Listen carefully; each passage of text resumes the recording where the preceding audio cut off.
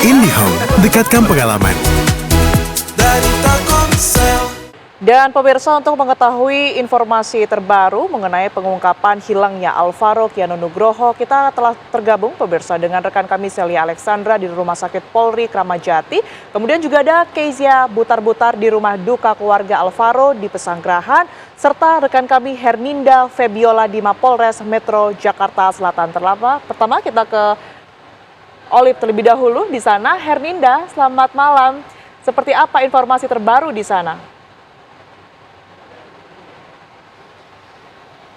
Ya, selamat malam Tiara dan juga pemirsa. Adapun yang dapat saya sampaikan dari hasil konferensi pers pada malam hari ini yang digelar oleh pihak Polres Metro Jakarta Selatan bersama dengan Kabid Humas Polda Metro Jaya Budi Hermanto, yakni adalah fakta bahwa sang ayah tiri dari korban ini mengakhiri hidupnya pada Minggu pagi di ruang konseling menggunakan celana panjang yang digunakan oleh tersangka. Lalu diketahui oleh kerabat korban yakni berinisial G yang turut membantu membuang jasad korban di daerah Bogor, Jawa Barat. Dan selain itu memang secara timeline jika bisa saya jelaskan adalah pelaku memang berniat untuk mengakhiri hidup korban sejak awal di tanggal 6 Maret 2025 karena motif sakit hati atau dendam kepada ibu korban yang diduga berselingkuh di luar negeri karena memang ibu korban ini merupakan TKI di Malaysia. Dan sehingga dari motif akumulasi emosional tersebut pelaku membunuh korban AKN.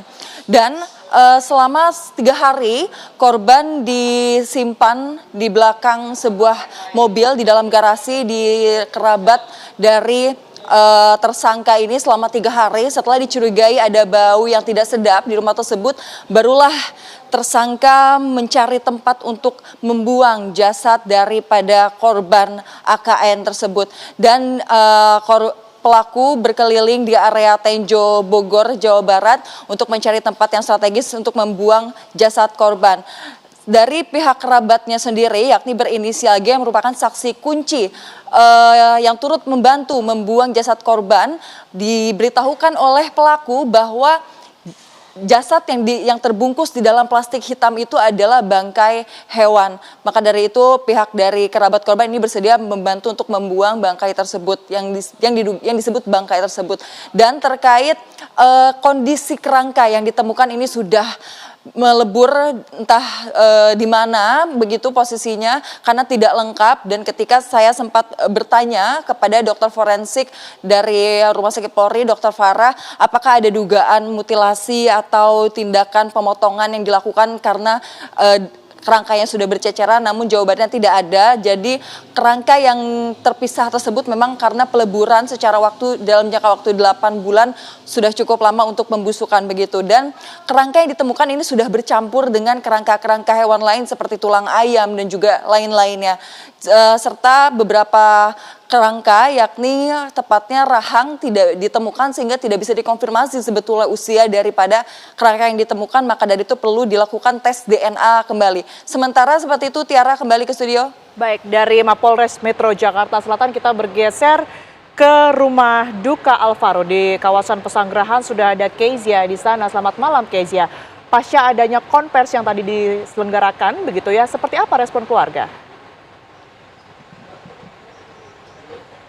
Selamat malam Tiara dan juga pemirsa. Saat ini saya berada di Rumah Duka Alvaro Kiano Nugroho, bocah laki-laki yang berusia 6 tahun yang menghilang 9 bulan, tepatnya dari 6 Maret lalu, yang sudah ditemukan dalam keadaan meninggal dunia di Bogor, Jawa Barat. Dan untuk saat ini, situasi di Rumah Duka Alvaro Kiano Nugroho masih terus didatangi oleh pelayat, baik itu dari keluarga maupun dari tetangganya sendiri, dan kami masih menunggu kehadiran dari kakeknya Alvaro yang berada di Polres Jakarta Selatan dan juga jenazah dari Alvaro di Rumah Sakit Polri dan juga dari ibunya sendiri yang saat ini sudah berada di Rumah Sakit Polri yang tadi sore baru tiba di Indonesia dan langsung menuju ke Rumah Sakit Polri. Dan saat ini kami masih belum mendapatkan statement dari keluarga mengenai konversi yang malam tadi baru dikeluarkan oleh Polres Jakarta Selatan, namun saat ini di situasi di rumah duka masih dalam kondisi berkabung dan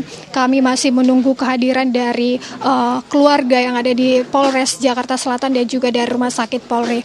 Dan untuk motif yang diduga menjadi pembunuhan ini yaitu dikarenakan adanya cemburu dan juga menyimpan dendam kepada istrinya, dan di mana setelah memendam begitu lama sehingga pelaku membunuh Alvaro, yang di mana dia datang ke masjid untuk menjemput Alvaro dan diiming-imingi dibelikan mainan dan kemudian dibawa ke arah Bogor, yang di mana Alvaro ini sempat memberontak sehingga membuat pelaku emosi dan membekuk Alvaro dengan menggunakan handuk, yang dimana ini juga dikatakan bahwa meninggal sehari setelah kejadian tersebut. Sementara demikian, Tiara, kami kembalikan ke studio. Baik, dari rumah duka Alvaro di Pesanggerahan kita bergeser pemirsa ke Rumah Sakit Polri Kramat Jati. Sudah ada Celia Alexandra di sana. Celia, silakan.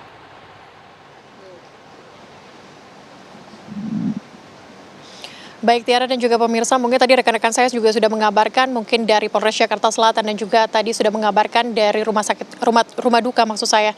Dan saat ini saya di Rumah Sakit Polri Kramat Jati untuk memantau bagaimana kemudian proses untuk tes DNA yang rencananya memang dilakukan di Rumah Sakit Polri Kramat Jati untuk sang ibu, yakni ibu dari Alvaro Arumi, yang rencananya akan dilakukan pada hari ini. Namun mengingat sejak tadi kami memantau di sini belum ada tanda-tanda kedatangan dari Arumi maupun dari Polres Jakarta Selatan untuk mendampingi sang ibunda dari Alvaro untuk melakukan tes DNA tersebut, mengingat ini harus dicocokkan dan mengidentifikasi apakah betul kerangka yang ditemukan di Kali Cilalai Tenjo Jawa Barat tersebut, pemirsa, ini merupakan benar Alvaro, bocah berusia 6 tahun yang telah hilang dari tanggal 6 Maret 2025 atau sekitar 8 bulan lamanya.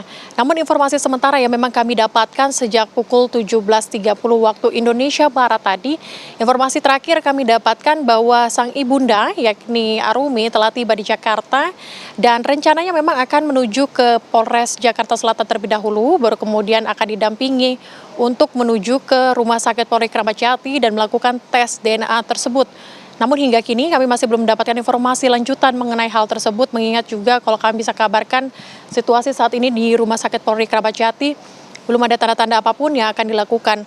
Mengingat juga tadi kami sudah mendapatkan informasi dari Kepala Rumah Sakit Polri Kramat Jati bahwa memang masih akan terus didalami dan juga dilakukan identifikasi baik dari dalam maupun dari luar terhadap kerangka manusia yang diduga Alvaro, baik dari 2 kantong jenazah tersebut, dan akan dicocokkan nanti hasil dari antemortem yang nanti diambil untuk dari sang ibunda dan juga postmortem dari Alvaro. Ini yang akan kita tunggu, mengingat juga kalau kita mengingat kasus ini pemirsa memang sudah ditetapkan juga tersangkanya, yakni adalah ayah tiri dari Alvaro yang saat ini juga kondisinya ia sudah bunuh diri atau meninggal dunia akibat dari kejadian tersebut, sehingga sampai saat ini kami juga masih belum mendapatkan informasi sekali lagi mengenai kapan kemudian ibunda Alvaro akan tiba di Rumah Sakit Polri Kramat Jati. Mengingat ia bekerja di Malaysia dan tadi pagi sudah bertolak dari Medan kemudian ke Jakarta untuk melakukan tes DNA tersebut.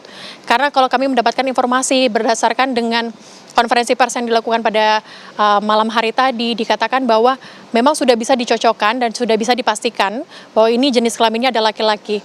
Namun masih belum bisa dipastikan berdasarkan dari kerangka gigi dan juga struktur gigi, belum bisa dipastikan apakah laki-laki tersebut, bocah laki-laki tersebut adalah Alvaro yang berusia 6 tahun karena usianya masih belum bisa diidentifikasi. Ini yang membuat polisi masih menetapkan ataupun mengatakan kerangka tersebut masih diduga Alvaro. Sementara demikian.